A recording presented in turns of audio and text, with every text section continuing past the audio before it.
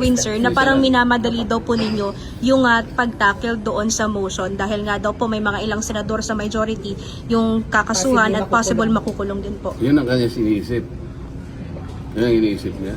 Pero Kaya ba ayaw niya ring madaliin namin? Dahil gusto niyang may makulong. Ganun ba? Because that argument can cut both ways. O, parang tungtuwa ba siya na mayroong makulong sa amin na hindi namin magamit yun? Kung talaga nagmamalasakit ka at we are colleagues here in one institution, dapat hindi siya magsasabi ng gano'n.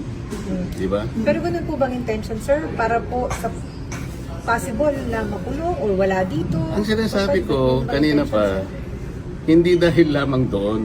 Ang sinasabi ko, maski ang COMELEC, pinayagan na nga na bumoto. Ito ay makabagong panahon na natin. Let us take advantage of modern technology. Communication, information technology. Pwede naman eh. Para sa ganun, lahat makapag-participate. You know that Congress is a deliberative body. It's a parliamentary institution. So lahat dapat magampanan ng tungkulin. Bakit mo i-deny sa kanya yun? Sabi naman namin doon, under justifiable conditions or situations. So, paliliwanag na, hindi pa nga kami makapag-debate. Ako, talagang gigil na sila. So, na. pwedeng lumabas po sana yun sa debate, sir? Sana nga, ganun lang. Kung hindi naman sila magbibigay ng pagkakataon na pag-usapan namin, naku, kamumusong ko pa lang, talaga nakala mo yun. Parang meron silang piniprevent na may mic. Sila pala yung, ang iisipan pala nila, ganun eh. Kami wala kaming iniisip na ganun. Pero sir, kung sakali, justifiable reason po ba para sa virtual attendance sa sesyon? Tsaka na natin pag-usapan niya kung mag-a-apply nga doon sa debate namin. Pag-uusapan pa namin yung motion eh. Pero sen, originally po ba nakaschedule na pag-usapan po yan today? Ma'am, alam mo yun, May 11 pa kung natatandaan yun. Yung mga marami sa inyo nandun. May 11 sa nangyari. Isip-isipin mo, May 11 yun ha.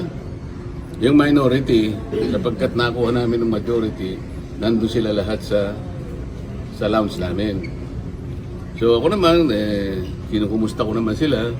Saan napunta itong mga kasama ko? Nakita ko nagbiro pa nga ako eh. Mga posing, mukha kayong malagihay lahat ha. Ba't ang pupula ng... Alam niya na ibig ko sabihin. Kaya kausap ko nila.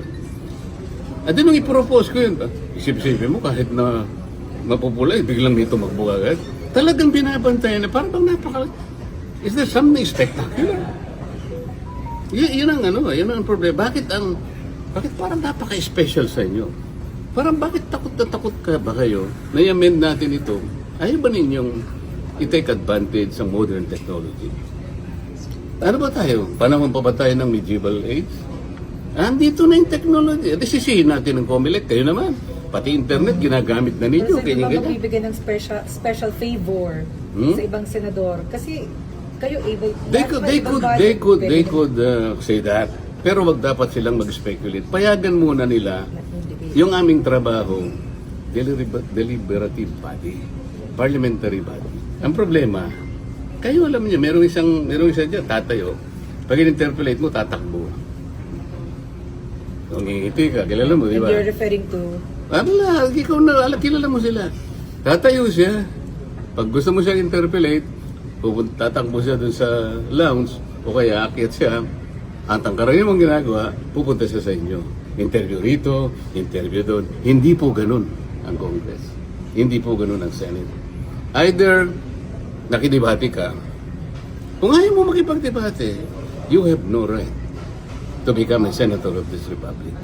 Kung mag-walk out ka lang, kayo po. Ngayon po, baka ang iniisip nila ngayon, parang kami na naman ang masama. Hindi po kami nag-walk out. You just imagine this. Hindi ba kami mga mature na tao na pag-usapan namin ito? Binoto po kami para pagdebatihin ang lahat ng bagay. Bakit ka mag-walk out? Bakit ka mag-walk out? Yung mandato bang binigay sa iyo ng bayan, hindi importante sa iyo. Natatakot ka bang makipagdebate? Yun ang problema nila eh. Kami po hindi kami yung gumagawa. Hindi kami nag-uumpisa nito. So they just walk out and then they question the quorum. What do you think? Pero sir, your comment No, what do you think? Your comment Teka muna. They walk out and somebody was left to just move to adjourn. What do you think? Dahil wala pang quorum. Sila nga nabigyan ng condition pa mawala ang quorum. So, plano nila yun eh. So what do you think? So what do you think, sir? Kasi kayo ang magboboto. Pati kayo, ako naman, siyempre, kailangan naman magtanong naman ako sa inyo. Hindi naman ko palagi Hindi lang namin kami. pwede ikaw ang sarili namin. Kayo No, po i-vote namin sa report I am not namin. asking you as a reporter, but a patriotic citizen of this republic. Lahat tayo kasama rito. Gusto ko makita nyo yung distinction.